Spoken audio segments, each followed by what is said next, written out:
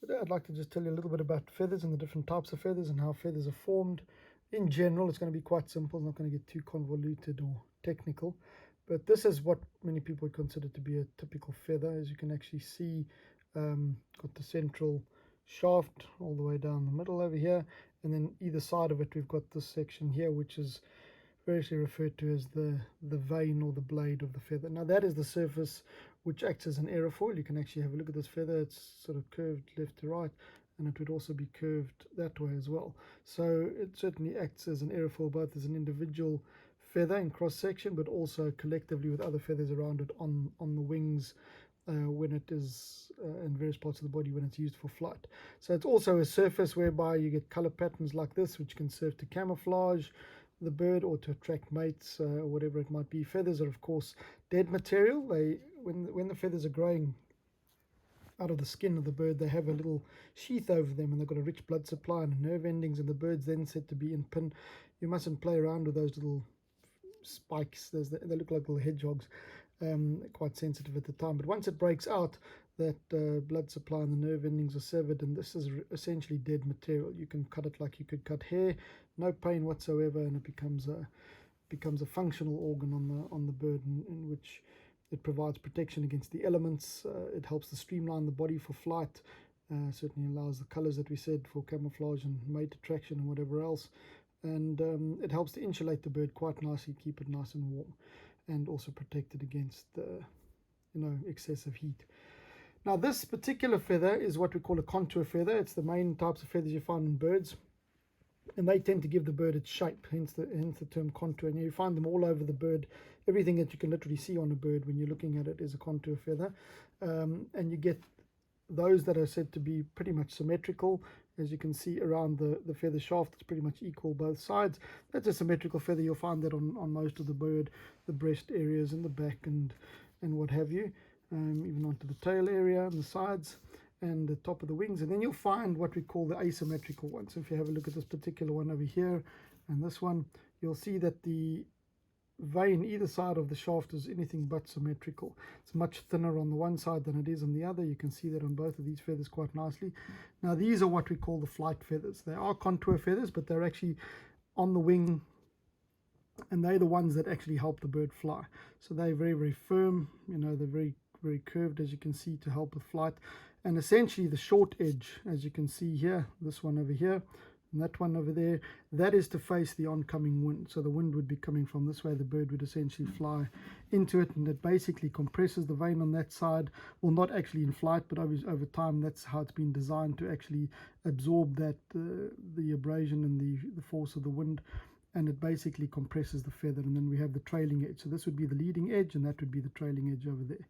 And that's essentially how you see the flight feather. So if you see one of these feathers on the ground, you know it's come from a bird's wing, and it's certainly one of the contour feathers. Then basically, if you just had these on a bird, it wasn't really going to help keep them too warm, because they've got these, the section of the shaft, calamus over here, which basically sticks out, and then we've got the hard section of feather. So there's not a lot of fluffy insulation around the base.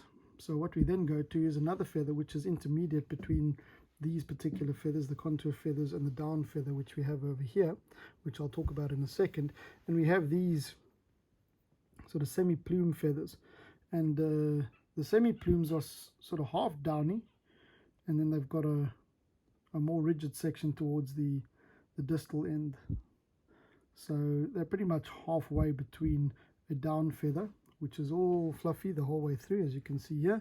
It's got no little barbie cells, no hooks, which are allowed to form a nice aerofoil, and it's really nice to trap an insulatory layer of air, keep the body nice and warm or cool. So they're perfect organs. So they're very short and fluffy, and they're found all over the body and along the skin. And then basically, to fill the gap between them and the contour feathers, you have these half fluffy and half aerofoil type feathers, which have got these little barbie cells, but they're just not adhering very, very clearly, particularly on the short edge over here, close to where the shaft enters the skin. So you can always see these feathers, like I said, half fluffy, half not. They're quite loose. They're not as firm as these particular feathers over here. See, they don't wave around as much. These ones will still sort of wobble around quite a bit. And then the down feathers. Down feathers are quite interesting. Like I said, short, fluffy insulatory feathers. You get different types. Down feathers in the chicks when they hatch out will provide nice camouflage and warmth for them before they can thermoregulate and before they've developed their permanent plumage. And adults will have them to keep nice and warm as well. You get different types of down in other birds as well. Some will have to do with the preen gland around the base of the tail.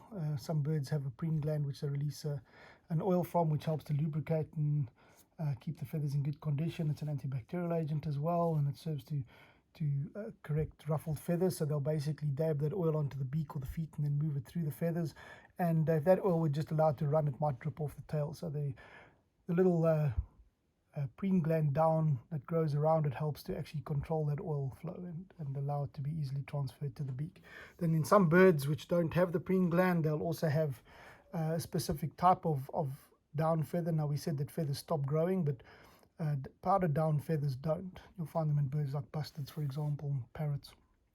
And the barbs will basically continually grow and then crumble and break, creating a powder which seeps down into the skin, which actually serves the same functions as the preen gland oil. So those are the three principal types, and then you get two other types of feathers as well. The one is, it's quite long.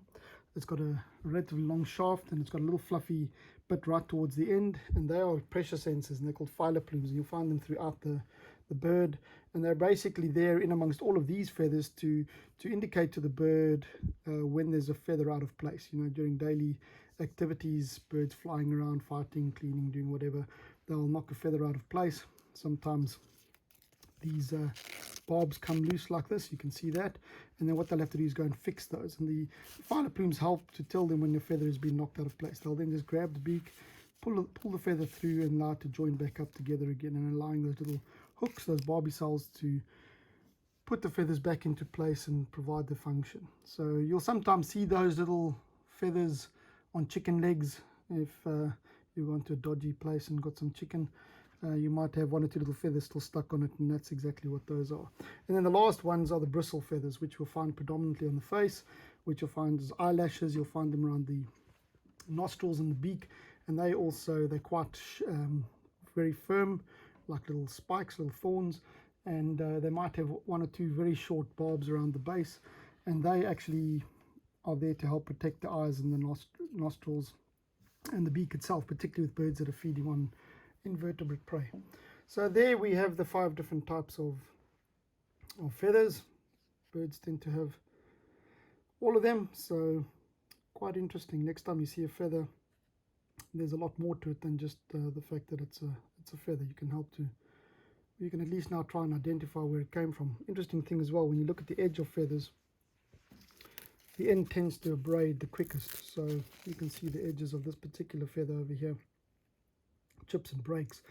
When the bird is flying, this being one of the flight feathers, that's where most of your abrasion takes place, is at the tip of the wing, the tip of the feather.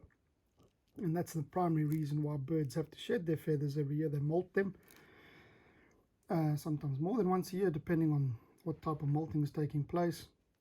And then they replace the feather from the same follicle and get a new one, because even though it's dead material, it no longer serves its purpose and it needs to be replenished.